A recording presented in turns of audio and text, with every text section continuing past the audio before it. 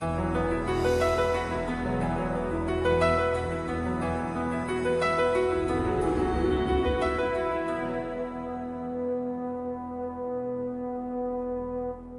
a famous Zen teaching story that points to the power of mindfulness practice to fortify us to work with life's inevitable challenges. It's said that in medieval Japan, there was this marauding general who came to a town, and he was very sadistic. And he and his men were raping women, they were committing horrible acts of vandalism, burning down farms, they were killing the able-bodied boys and men. It was really a horrible, horrible scene. And this general really wanted to vanquish the town. And he caught wind that they respected and revered their Zen master.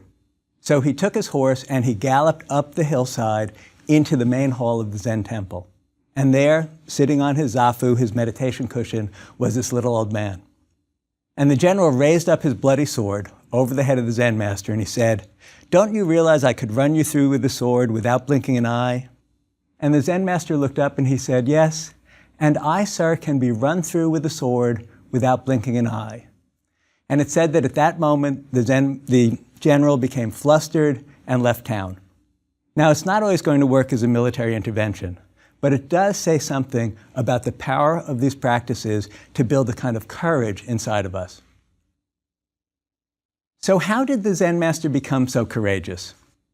He did it by following a detailed treatment plan with mindfulness practice at its core that's designed to cultivate well-being as well as courage. The ancient treatment plan has much in common with what we know to be effective in modern psychotherapy. I mentioned earlier that many mindfulness practices that are used in Western psychotherapy come from Buddhist psychology.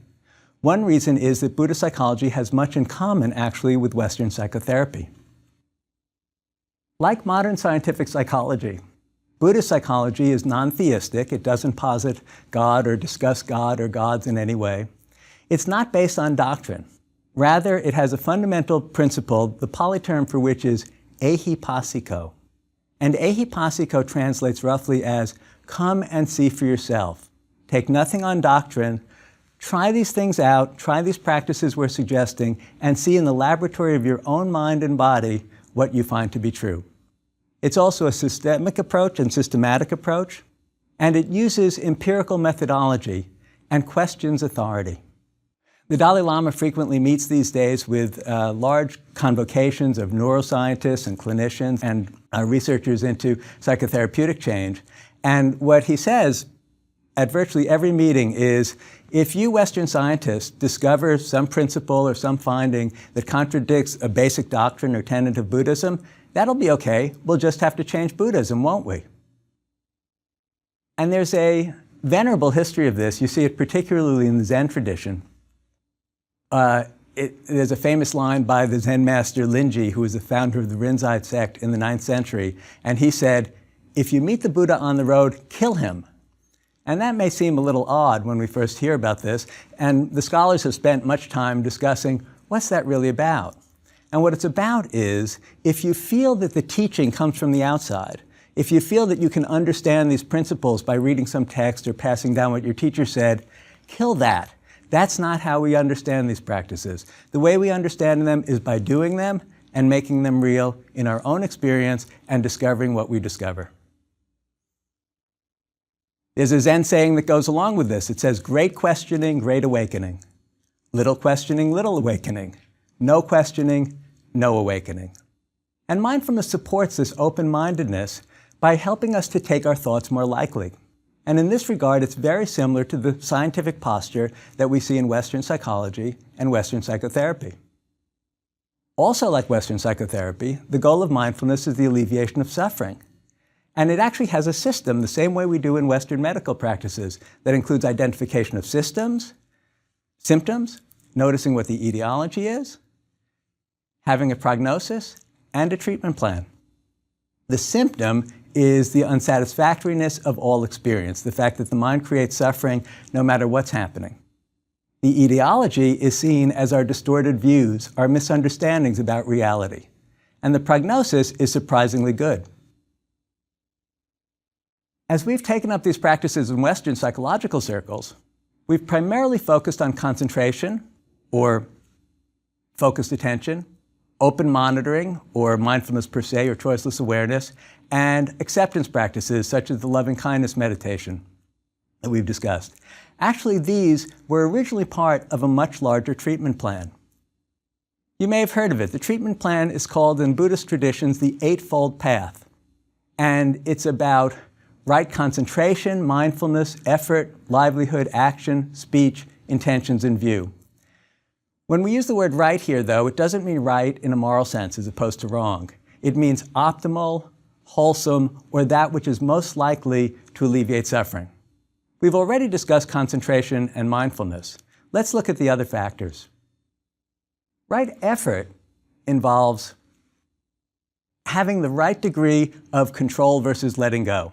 We don't want to be so lax in our approach to mindfulness practices that we just sit there and daydream, but we don't want to be so tight that we're trying to get every thought to stop or stay rigidly on the breath. Right livelihood traditionally meant not selling or buying slaves, selling or buying weapons, or selling or buying poisons. In the modern context, it means doing work in the world in which we're not causing more harm than good. Right action is broader than that. It's about thinking about everything we do in terms of whether it is going to be helpful to others or hurtful to others. Right speech, as you might imagine, involves honesty, but it also involves not speaking in ways that create divisions or derision, and also involves not being abusive or hurtful in our speech.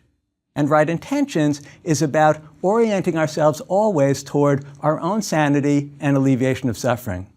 Finally, right view is about seeing the world clearly, and we'll talk more about that in a bit. There are many overlaps and parallels among different psychotherapies and between mindfulness practices and psychotherapies. They're certainly all designed to move us in a similar direction, toward greater well-being.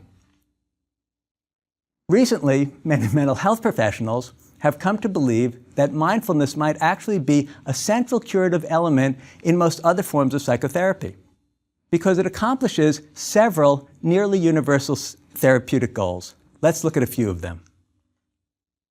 First, mindfulness, like many forms of therapy, loosens the repression barrier. Well, what do I mean by that? Well, it turns out that all of us, when we experience difficulty in life, and it could be a small sadness or a significant trauma, tend to push feelings out of awareness. When things are painful and difficult to take in the moment, our minds have a mechanism by which we can either ignore them or forget them. What happens when we start practicing mindfulness is the previously unnoticed thoughts and feelings, the things we've pushed out of our awareness, start to become evident. We become more sensitized to what's happening in the mind, less distracted by our constant activity. Also, our impulses become clearer, so that if I have an angry feeling and an impulse to harm, that shows up. If I have a warm feeling and an impulse to bring somebody closer to me, that shows up. We start to notice all these things. And then finally, our defensive strategies become apparent. We start to notice when we're rationalizing. We start to notice when we're creating thought streams in order to make ourselves feel better or to block things out of awareness. So whether we're on the psychoanalytic couch or sitting on the meditation cushion, sooner or later, everything we've ever wanted to not think, feel, or remember tends to come into awareness. And this is a good thing, because this ultimately allows us to reintegrate these contents. Because what happens is, when we're pushing contents out of awareness, that requires a certain amount of effort. And that effort actually is experienced as a kind of constant stress as we're threatened by the fact that these thoughts and feelings might come back into our awareness. The second way that mindfulness helps to accomplish a task that's pretty universal in psychotherapy is it treats the thinking disease. You've probably heard of cognitive behavior therapy, or CBT. It's the most widely studied, empirically supported method, or it has been historically until the mindfulness and acceptance-based treatments have recently come onto the scene. And the basic idea in cognitive behavior therapy is to develop what's called metacognitive awareness. It's to notice what thoughts are arising and passing in the mind. And it focuses in particular on identifying rational thoughts and differentiating them from irrational thoughts. And when we see irrational thoughts, the idea is to refute them, as well as to label them and categorize them. There are many different forms of irrational thought. There's overgeneralization. In other words, somebody rejects me and I think, oh, everybody hates me. There's catastrophizing. I think something might go wrong, and I imagine horrible things are going to happen, and it'll be the end of my life as I know it. There's all sorts of magical thinking. When we have adversity in our life, thinking that it's our fault, for example, because we didn't do this or we didn't do that. And other things such as disqualifying the positive. Then these are the actions of the negativity bias at work, in which we might notice the one negative thing that happened during the day and disqualify the 20 positive things that happen. There's even in CBT the idea of thought stopping, which is when there are particularly troublesome thoughts, people might even wear a rubber band on their wrist, and every time one of those thoughts comes up, they'll just snap the rubber band to bring their attention away from it. Psychodynamic psychotherapy, which is really the vast array of psychotherapies that have descended or come out of psychoanalysis, that's more interested in understanding the origins of our personal narrative. How did we come to believe we are who we are, believe that things are important that we think are important? How did we come to construct our world? And the idea is to loosen the identification with the story. If we see how we came upon it during our childhood experience, we're much more likely to be able to take it lightly and see, oh, okay, that's a constructed story. It's not necessarily reality with a capital R. And we also look in psychodynamic psychotherapy about how it plays out in relationships, including in the relationship with the therapist in this moment when thoughts and feelings come up in treatment. And the idea of this is to create a new personal narrative. In Buddhist psychology, the idea is that it's distorted beliefs that lead to suffering, not unlike what we're seeing in the other traditions. However, here the problem is not embracing reality in a very radical sense. The problem is seen as not realizing that everything is always changing, we can hold on to nothing, not realizing that the mind creates distress regardless of external circumstances, whether things are going well or poorly, it nonetheless generates senses of dissatisfaction, and that our conventional sense of self is illusory, what we spoke about earlier. Buddhist psychology is very skeptical of thought generally. And this is in part because it sees thought as supporting essentialism.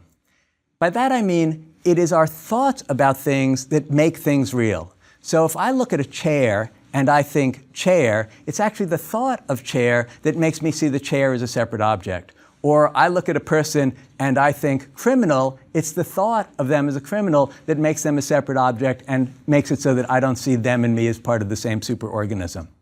And thought also creates self. Descartes commented on this years ago when he said, I think, therefore I am. And we know that constant judgments create alienation because we wind up living in a world of good people and bad people, good things and bad things. In mindfulness practice, unlike psychotherapies, there's no need to replace one thought with another. Rather, we start to see thoughts as just mental objects, like any other, like an itch or an ache. So we're sitting there in our meditation practice, and I hope, by the way, that you are sitting there in your meditation practice between the lectures. Not all the time, but taking some time out to practice. And an itch or an ache might arise, right? So what do we do with that? We simply watch the itch, turn our attention to it, and watch it dissipate. In the same way, what we start to do in mindfulness practice is simply to watch thoughts coming and going. They become less serious to us. When they're less serious to us, when we don't believe in them in the same way, then we don't need to suppress or repress them so much. And on the other side, our attachment to pleasant fantasies diminishes. We think, if I have a fantasy that I'm the greatest thing on earth, I think, there we go again with another narcissistically inflated fantasy, and I can go on to looking at the tree. Nothing is unthinkable, and our identifications with roles start to loosen. So how do we actually put this into practice? Well, when we're sitting and doing our meditation practice, we simply are with an object of attention, such as the breath, and a thought arises. And we simply allow the thought to arise and to pass, like a cloud passing through the sky. We might observe our bodily responses to the thoughts. And we might even observe how cognition follows affect and affect follows cognition, by which I mean a feeling arises, like there's a wave of sadness, for example, and it's followed by a sad thought. Or a wave of anger arises, and it's followed by an angry thought. They work hand in hand, mutually creating one another. And we can also watch our impulse to cling to the pleasant thoughts and reject the unpleasant ones. There's even a practice called noting that I invite you to try when you do your meditation, which is simply sitting and again, being with an object of awareness such as the breath, and every time a thought comes in, just gently and subvocally saying, thinking, thinking. A modification of this involves labeling the type of thought, judging, planning, remembering. Whatever it is, we simply see them as objects, and we use the labeling so as not to get caught in the narrative, because it's very easy, and I'm sure you've noticed this if you're doing the practice, it's very easy to simply get swept into the thought stream, to leave the breath entirely and get lost in a daydream or a plan or a to-do list check. And when we take this attitude, when we allow everything to arise and pass, and we simply notice them like clouds going through the sky, we develop a kind of freedom. Suzuki Roshi, the Zen master, once asked this question. He said, if you had a cow or a sheep who was quite agitated, and you want to help the animal to calm down, what do you think the best thing to do would be? Would it be to shackle it or tie it up in ropes? Or do you think giving it a wide pasture would help? The natural answer is the wide pasture. And one of the ways that mindfulness practice is really modifying traditional Western psychotherapeutic practices is by emphasizing much more the need to give the mind this wide pasture. Now, the third way that mindfulness practice performs something that psychotherapies also are designed to do is by being a form of exposure treatment. Now, exposure is perhaps the most universal element in all of our diverse psychotherapies. It's basically simply facing our fears, facing our longings, facing our aggressive impulses. In the behavioral tradition, we literally set up exposure circumstances. You're afraid of bridges? We'll go over bridges with you. In psychodynamic psychotherapy, it occurs much more by simply allowing whatever comes to mind to come to mind and then exploring the things that are difficult. But exposure is a central component of not only psychodynamic and behavior therapies, but virtually all other forms of treatment. And one way we could understand mindfulness practice is its exposure to everything. We're developing the muscle of bearing experience, of being able to be with whatever arises. Because if we're allowing the mind to be this open space, the ache arises, the itch arises, the pain arises, and thoughts arise, and feelings arise. That's how the Zen master evolved to the point where he could be run through with a sword without blinking an eye. He did it by simply sitting moment after moment, in his case probably hour after hour, allowing pleasant and unpleasant experiences to arise and pass and not taking action to fix them. By repeatedly being with experience and noticing its impersonal nature. Finally, both mindfulness practice and psychotherapy provide holding. What do I mean by holding? Holding is a term that was introduced by a very well-known pediatrician and psychotherapist named D.W. Winnicott. And he had watched a lot of moms holding their kids and saw the way that simply holding a baby provides so much comfort to the child. And there's a way in which mindfulness practices and psychotherapy provide holding. One way is simply the relationship with the therapist, having another human being who's accepting. And the therapist is non-judgmental and keeps confidentiality and the like. Behavioral treatments, they provide holding by giving people homework. It's a way of kind of taking the treatment home with you. Holding in mindfulness practice happens by taking refuge in the present moment, because no matter what's happening, we can always return to right now. Knowing that there are these traditional teachings, not as doctrine, but as a rough map, a guide that we might follow. Knowing that we're in the community of so many other people who are doing these practices with the same intention of finding sanity and finding a way to live in the world that doesn't promote more suffering. We have their reports to give us some support. And simply having a physical posture in which we sit in the kind of dignified and relaxed way and having an object of concentration provides some support and holding.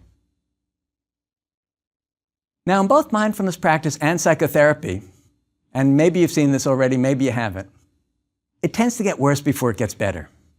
And this is like what we see in medicine. You know, if you have a wound that's infected and you go to the doctor, well, the doctor's going to have to open the wound up to clean it out. And it's going to feel worse to open it up than it did to leave it be. But the chances of it healing are quite slim if we don't open it up. So in the same way, in mindfulness practice as well as psychotherapy, initially it gets worse. In psychotherapy, usually people notice, oh my God, I've got so many difficult thoughts and feelings. I start realizing I'm really nuts. Or in behavioral treatment, for example, often there's self-monitoring done, and people will notice, God, I'm having irrational thoughts every minute. And in mindfulness practice, we see just how unruly the mind is, how, like the puppy we were talking about, it tends not to follow instructions very well, and it does pee and poop in the wrong place in the wrong time quite a bit. Now, there are ways in which these practices are different also, where mindfulness practice veers off from conventional treatments. In behavior therapy, as well as psychodynamic treatment, typically we're seeking normalcy. In behavior therapy, we're seeking rational and adaptive behavior. And in psychodynamic psychotherapy, as Freud famously said, the goal was to transform hysterical misery into common unhappiness so that his patients could be better armed against the unhappiness. Mindfulness traditions have a much more radical goal. They're looking for insight leading to complete psychological, emotional, moral, and spiritual emancipation, what's been called enlightenment. Traditionally, the starting point is actually common unhappiness or normalcy. It's only recently, as mental health professionals are adopting this, that we start also seeing that we can use mindfulness practice to move us from states of particular distress to normal unhappiness. Another really important difference, as we've discussed in the last lecture, is the different view of the self. In the Western view, there's this emphasis on separateness rather than connection to family, tribe, and nature. In fact, our models of healthy Western development have been things like being well individuated, being aware of boundaries, knowing one's needs, having a clear identity and sense of self, and having good self-esteem. The problem with good self-esteem is we can't all live in Lake Wobegon, where all of the women are beautiful and all of the children are above average.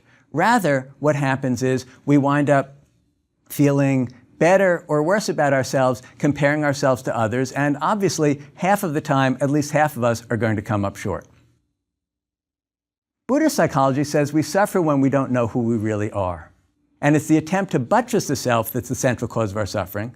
And that's because our concept of self is based on the fundamental misunderstanding that we discussed before. One of the goals of Western psychotherapy, to improve self-esteem and have a cohesive sense of self, is actually seen as a form of pathology from the Buddhist perspective. Now, why, you might ask? What's wrong with developing a stronger, more positive sense of self? Well, as the Beatles said, there's a lot of pain in I, me, me, mine, I, me, me, mine. I had a patient who taught this to me in stunning relief very early in my practice. It was my first year of private practice. And he came to see me, and he had just sold his oil trading business for $30 million cash. And he kept using that expression, $30 million cash. And I kept imagining the wheelbarrow, what does that look like? And he was really quite adrift and quite despondent. And I was eager. I was thinking, this is going to be one of these meaning of life treatments. It's not just, well, my baby done left me, or I lost my job, or I failed the test at school. This is going to be what really matters, because he had enough money, he had been successful, now what matters? And I had a long-standing interest in Buddhist psychology, a long-standing interest in other philosophic forms of inquiry, so I was very, very eager to work with this fellow. And as often happens when a psychotherapist has a clear idea of where they want the treatment to go, I wasn't connecting very well with him at all, because he actually had no interest in the meaning of life. He just wanted these feelings to go away. Nonetheless, he came back for a few sessions, and it was probably in maybe the third or the fourth session when he looked transformed. He was beaming, he was animated, and I commented, I said, what happened? And he said, I've just come up with a business plan by which I think I could parlay my $30 million into a $50 million enterprise. And I think that if I could establish a $50 million company, then I'd feel like I had been successful. And there was no irony in his voice. He was completely serious about it. The great teaching to me, because I had my own narcissistic concerns, having just come from working in a teaching hospital and all sorts of other difficulties. And I realized, it doesn't matter how successful we are. I want to give you a little exercise that may illustrate this for you. I want you to think of the goals that you had when you were younger. And we've had so many of them. It starts early. It could be, when I get to ride a bicycle, then I'll really feel like I've made it and I'll be happy. When I can walk to the store alone because I'm a big enough boy, then that'll do it. If only I could have a girlfriend or a boyfriend, that would certainly do it for me. And then there's looking forward to graduating from high school, perhaps, or college, and maybe getting a professional or graduate degree, or perhaps getting married or having kids or a house. Think of your own life. You've probably had some milestones like this that you look forward to, and you thought, when I get there, that's going to feel really good. When I'm talking to groups of psychotherapists, we all share the moment in which we got a professional degree, and it took a lot of work and a lot of effort. And I ask folks, when you awoke this morning, did you say, wow, I am so happy I have my professional degree? And the whole group cracks up, because usually sometimes it's one person, but rarely more than one person who felt that way. And I ask you, when you woke up this morning, did you think, this is so great, I can go to the store alone, or ride a bicycle, or I graduated from college? Probably not. What happens to us is what happened to the fellow in the oil trading business, which is we simply habituate to the new level, and then it becomes the new normal, and it no longer works for us anymore. My friend and colleague, the meditation teacher Tara Brach, talks about the trance of unworthiness. And this comes from a finding that was quite surprising when Eastern meditation teachers first came to the West and started teaching Western students. They were amazed at our self-criticism. They said, every Westerner thinks they're a terrible meditator. What's this all about? Asian cultures clearly have their own problems, but this apparently is not one of them. And it seems to be related to the Western cultural emphasis on a separate self. Everything is like a test to see, how am I doing? How am I doing? How do I compare to others? And my friend Tara says, anxiety is kind of the primal mood of the separate self. If we feel separate from others and isolated from the larger world, we're always feeling in danger, and we're always giving ourselves these sorts of report cards. Now, one way we could conceptualize the goal of Buddhist psychology is to shift our universe from a world that's mostly about me to a world that's mostly not about me. And it's a subtle shift, and it occurs over time, but we can start to see how many of my thoughts are basically evaluative thoughts about me, or thoughts about me getting what I want or avoiding what I don't want, versus thoughts about the bigger picture. How many of you, when you've been anxious recently, have been mostly anxious about global climate change? The science says we should be anxious about global climate change, but it's not what grips most of us most personally. Now, Buddhist psychology actually has a very radical psychological goal as well. All of us have had our hearts broken.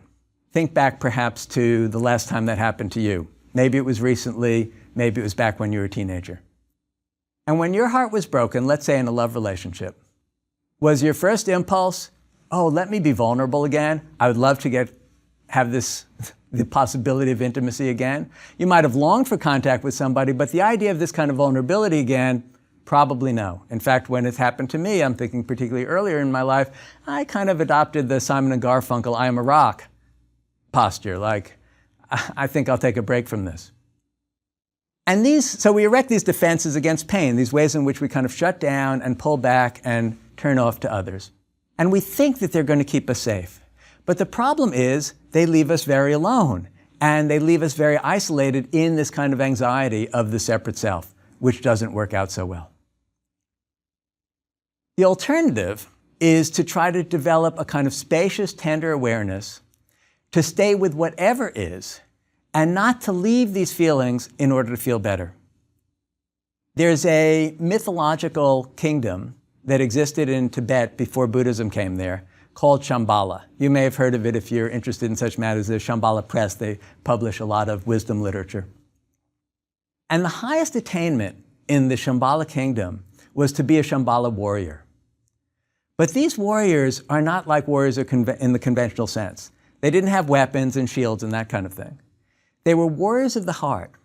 And the idea was to be so open to our felt moment-to-moment experience that we defended against nothing. And the image they use for this is to go through life like a cow without its skin, all of the nerve endings exposed. Wow.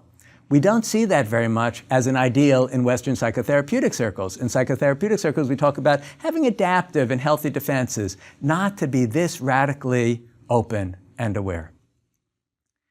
So this Buddhist psychological approach is not a path to perfection, but it's a path to wholeness. It's about allowing everything in. You may have heard of Tantra, Tantric yoga or Tantric Buddhism. Many of us, at least I heard of it as an adolescent, and I thought, well, that sounds good. It sounds like it's basically an excuse for having sex and calling it spiritual awakening, because there's a sexual element to it. But that's not the main point of Tantric practices.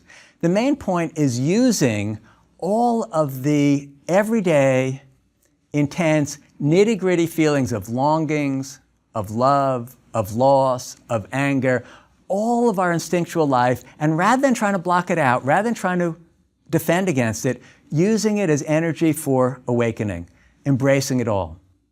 As one of the Zen patriarchs said, the boundary of what we can accept in ourselves is the boundary of our freedom. So ultimately here, it's about embracing all these contents and embracing ordinariness, noticing we're all bozos on this bus. We're all like dandelions in a field. When you look at a field of dandelions, it looks lovely. Do you think, oh, well, this is a nice field of dandelions, but the real celebrity, wonderful dandelion is in the 234th row from the front, the 89th in from the left? No, that seems absurd. This is about transforming our view of things to be able to allow all of these contents in and not be judging them as better and worse. So there are many parallels between Western psychotherapies and the traditions from which many of our mindfulness practices come. But they diverge in the understanding of the self, in the ultimate goal. Yet the practical differences may not really be so profound, because traditional students of mindfulness may have full enlightenment of their ultimate goal, but that ultimate goal is rarely attained. Instead, in ways that would be quite recognizable to Western health professionals, students of mindfulness become more mature and balanced, embodying more of what a currently popular Zen saying goes like this. They say, "You're perfect just as you are, and there's room for improvement." In our next lecture, we're going to explore the area where mindfulness practices are evolving most rapidly and are going furthest beyond their roots in Buddhist psychology. And this is as they're being taken up by Westerners and applying them to our interpersonal relationships.